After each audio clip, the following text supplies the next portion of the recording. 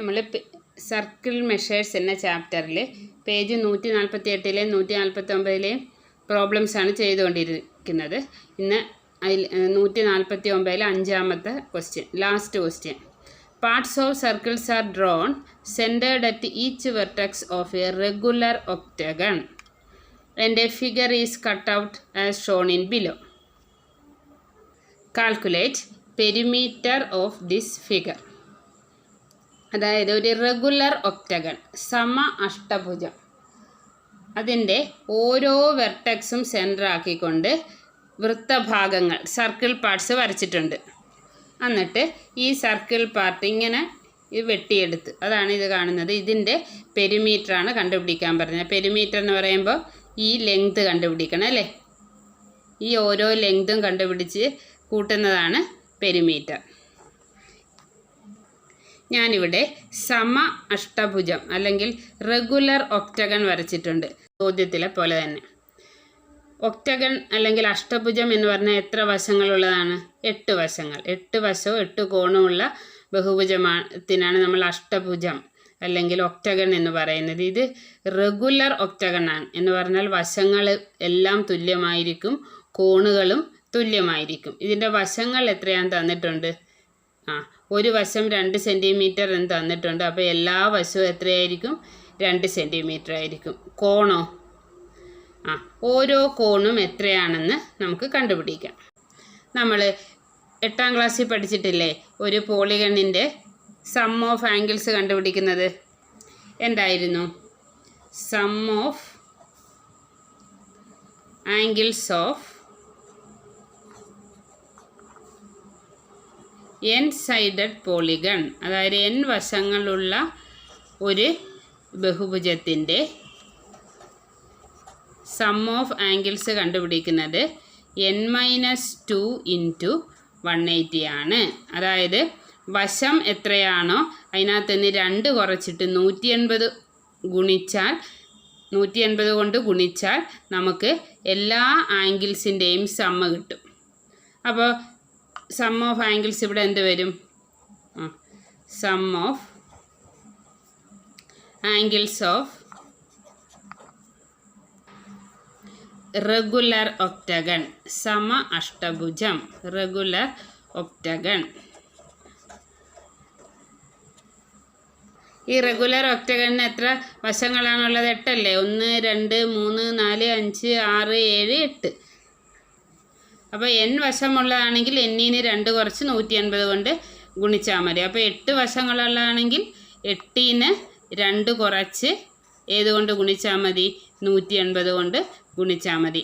8-ന് 2 കുറച്ചാൽ എത്രയാണ്? 6. അപ്പോൾ 6 × 180 ആണ് sum of angles of a regular octagon. 6 × 180 എത്രയാണ്? 18-നെ 6 കൊണ്ട് ഗുണിച്ചിട്ട് ഒരു 0 ചേർത്താൽ മതി. 8 48, 4 ബാക്കി, 1 6 6 4 10, 108 അല്ലേ. 108ൻ്റെ കൂടെ ഒരു 0 ചേർത്താൽ മതി. അതാണ് ഈ റെഗുലർ ഒക്ടഗണിൻ്റെ സം ഓഫ് ആംഗിൾസ്. ഞാൻ പറഞ്ഞല്ലോ റെഗുലർ ഒക്ടഗൺ എന്ന് പറഞ്ഞാൽ എല്ലാ ആംഗിൾസും ഈക്വൽ ആയിരിക്കും. അപ്പോൾ ഇവിടെ എത്ര ആംഗിളുണ്ട്? 8 വശങ്ങളുള്ളത് കൊണ്ട് 8 ആംഗിളുമാണ് ഉള്ളത്. അപ്പോൾ ഒരു ആംഗിൾ എത്രയായിരിക്കും? റെഗുലർ ഒക്ടഗണിൻ്റെ ഒരു ആംഗിൾ കണ്ടുപിടിക്കാൻ എല്ലാ ആംഗിളും കൂടെ കൂട്ടിയാൽ 1080 ആണ്. റെഗുലർ ഒക്ടഗണിൻ്റെ 8 ആംഗിളും തുല്യമാണ്. അപ്പോൾ ഒരു ആംഗിൾ കണ്ടുപിടിക്കാൻ 1080-നെ 8 കൊണ്ട് ഡിവൈഡ് ചെയ്താൽ മതി. ഇതെത്ര കിട്ടുമെന്ന് നമുക്ക് നോക്കാം. 1080-നെ 8 കൊണ്ട് ഹരിക്കുന്നു. 1 8 8, 2 ബാക്കി, 28-ൽ എത്ര 8? 8 3 24 അല്ലേ. 8-ന് 4 കുറച്ച 4, 2-ന് 2 കുറച്ച 0, വീണ്ടും 40. 40-ൽ എത്ര 8? 8 5 40 അല്ലേ. അപ്പോൾ 0. ഇപ്പോൾ റെഗുലർ ഒക്ടഗണിൻ്റെ ഒരു ആംഗിൾ എത്രയാണ്? 135 ഡിഗ്രി. അപ്പോൾ റെഗുലർ ഒക്ടഗണിൻ്റെ ഒരു ആംഗിൾ എത്രയാണെന്ന് നമുക്ക് കിട്ടി? 135.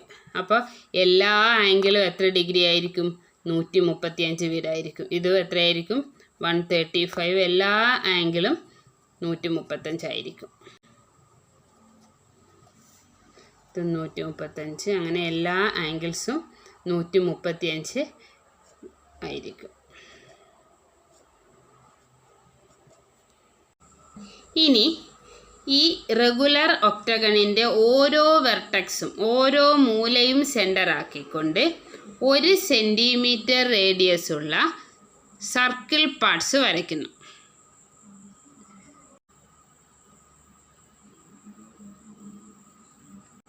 ഓരോ വെർട്ടക്സും സെൻറ്റർ ആക്കിക്കൊണ്ടാണ് വരയ്ക്കുന്നത്.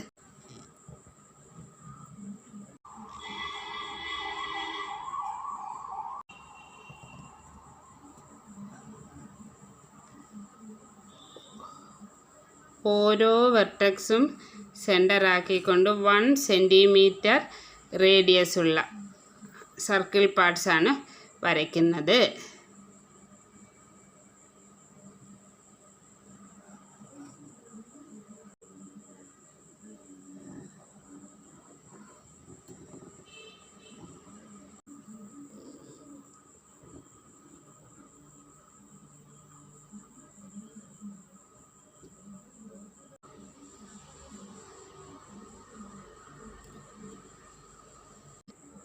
അങ്ങനെ 1 സെൻറ്റിമീറ്റർ റേഡിയസ് ഉള്ള സർക്കിൾ പാർട്സ് വരച്ച് നമ്മൾ ഇവിടെ വെച്ച് ഇത് വെട്ടിയെടുക്കുകയാണ് അല്ലേ. അപ്പോൾ നമുക്ക് ഈ രൂപത്തിൻ്റെ ഈ റോസ് കളറിൽ കാണുന്ന രൂപത്തിൻ്റെ പെരിമീറ്ററാണ് കണ്ടുപിടിക്കേണ്ടത്. ഇത് സർക്കിളിൻ്റെ പാർട്ടാണ് അല്ലേ. ഇത് ഈ സർക്കിൾ പാർട്ടിൻ്റെ റേഡിയസ് എത്രയാണ്? 1 സെൻറ്റിമീറ്റർ ആണ്. ഇതിൻ്റെ ആംഗിൾ എത്രയാണ്? 135 അല്ലേ. ഓരോ വെർട്ടക്സും സെൻറ്റർ ആക്കിക്കൊണ്ടല്ലേ വരച്ചിരിക്കുന്നത്. അപ്പോൾ ഈ സർക്കിൾ പാർട്ടിൻ്റെ സെൻട്രൽ ആംഗിൾ എത്രയായിരിക്കും? 135 ആയിരിക്കും. അതായത് റെഗുലർ ഒക്ടഗണിൻ്റെ ഒരു ആംഗിളായിരിക്കും. ഇങ്ങനെയുള്ള ഓരോ ആർക്കിൻ്റെയും ലെങ്ത്ത് നമ്മൾ എങ്ങനെ കണ്ടുപിടിക്കും? അതായത് ലെങ്ത് ഓഫ് ആർക്ക് എങ്ങനെയായിരുന്നു കണ്ടുപിടിക്കുന്നത്? R റേഡിയസും X സെൻട്രൽ ആംഗിളും ആണെങ്കിൽ ലെങ്ത് ഓഫ് ആർക്ക് കണ്ടുപിടിക്കുന്നത് 2πr × x/360 ആണ്. അപ്പോൾ ഇവിടെ റേഡിയസ് എത്രയാണ്? 1 സെൻറ്റിമീറ്റർ ആണ്. അപ്പോൾ ഇവിടുത്തെ ലെങ്ത് ഓഫ് ആർക്ക് എന്ത് വരും? 2π × 1 × സെൻട്രൽ ആംഗിൾ എത്രയാണ്? 135/360. അപ്പോൾ length of arc radius 1 centimetre with central angle 135. 2π × 1 × 135/360. ഇനി നമുക്ക് ഇതിനെ ഒന്ന് സിംപ്ലിഫൈ ചെയ്യാം. അപ്പോൾ ഇവിടെ 360യെയും 2വിനെയും 2 വെച്ച് ഡിവൈഡ് ചെയ്യാം. 360യെയും 135നെയും 5 വെച്ച് ഡിവൈഡ് ചെയ്യാം. ഏതെങ്കിലും മുകളിലും താഴെയുള്ളത് ഇത് 2π × 1 × 135 ന്യൂമറേറ്ററായിട്ടും 360 ഡിനോമിനേറ്ററായിട്ടുമാണ് വരുന്നത്. അപ്പം ഏത് എങ്കിലും ഒരേ സംഖ്യ കൊണ്ട് ഈ മുകളിലും താഴെയുള്ള സംഖ്യകളെ ഡിവൈഡ് ചെയ്ത് നമുക്ക് സിംപ്ലിഫൈ ചെയ്യാം. അപ്പം 2നെയും 360നെയും വേണമെങ്കിൽ ഡിവൈഡ് ചെയ്യാം. അല്ലെ 2 കൊണ്ട് ഒരേ സംഖ്യ കൊണ്ട് ചെയ്യണമെന്ന് മാത്രം. ഇപ്പം നമുക്ക് എളുപ്പത്തിന് 135നെയും 360യെയും 5 കൊണ്ട് ഡിവൈഡ് ചെയ്യാം. ഇവിടെ 2 കൊണ്ട് 2നെയും 360യെയും ഡിവൈഡ് ചെയ്താലും ശരിയാണ്. ഇപ്പോൾ ഈ 2 10 3 ബാക്കി അല്ലേ. അപ്പം 35ആയി. 35ൽ 5 എത്ര പ്രാവശ്യം? 7 പ്രാവശ്യം. അതേപോലെ 36ൽ 5 7 5 35 1 ബാക്കി 10. 10ൽ 5 എത്ര? 2 പ്രാവശ്യം. ഇനി 2നെയും 72നെയും വേണേൽ 2 വെച്ച് ഡിവൈഡ് ചെയ്യാം. 27നെയും 72നെയും 3 വെച്ച് ചെയ്യാം. 9 വെച്ച് ചെയ്യാം. ഏതെങ്കിലും ഒരേ സംഖ്യ കൊണ്ട് ഡിവൈഡ് ചെയ്താൽ മതി. 9 വെച്ചാകുമ്പോൾ നമുക്ക് പെട്ടെന്ന് സിംപ്ലിഫൈ ചെയ്ത രൂപം കിട്ടും. 27നെ 9 വെച്ച് ഡിവൈഡ് ചെയ്താൽ എത്രയാണ്? 9 × 3 27. 72നെ 9 വെച്ച് ഹരിച്ചാൽ എത്രയാണ്? 8. ഇനി 3നെയും 8നെയും ഒരേ സംഖ്യ കൊണ്ട് ഡിവൈഡ് ചെയ്യാൻ പറ്റുമോ? ഇല്ല. പക്ഷേ 2നെയും 8നെയും 2 വെച്ച് ഡിവൈഡ് ചെയ്യാൻ പറ്റുമല്ലോ. അപ്പോൾ 2ൽ 2 1 പ്രാവശ്യം. 8ൽ 2 എത്ര പ്രാവശ്യം? 4 പ്രാവശ്യം. ഇനി മുകളിൽ ഏതൊക്കെയുണ്ട്? π × 1 × 3/4 ആണ്. 3യെയും 4നെയും ഒന്നും ഒരേ സംഖ്യ കൊണ്ട് ഡിവൈഡ് ചെയ്യാൻ പറ്റുകയല്ലോ. അപ്പം നമുക്ക് ഏറ്റവും സിമ്പിളായ ഫോം കിട്ടി. π × 1 × 3/4. ഇതെന്ത് വരും? Pi into 1 pi, pi into 3 3 pi. അപ്പോൾ 3 പൈ ബൈ 4 എന്ന് വരും. സിംപ്ലിഫൈ ചെയ്യുന്ന ഒരു കാര്യം കൂടെ പറഞ്ഞോട്ടെ.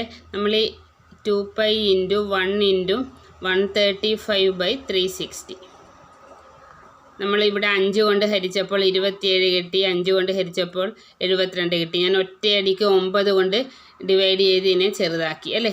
ഇനി നിങ്ങൾക്ക് അങ്ങനെ ഒറ്റയടിക്ക് ചെയ്യാൻ പെട്ടെന്ന് 3 കൊണ്ട് പറ്റും. 27നെ 72നെ ഹരിക്കാൻ എന്ന് വിചാരിച്ച് 3 കൊണ്ട് ചെയ്താലും ശരിയാണ്.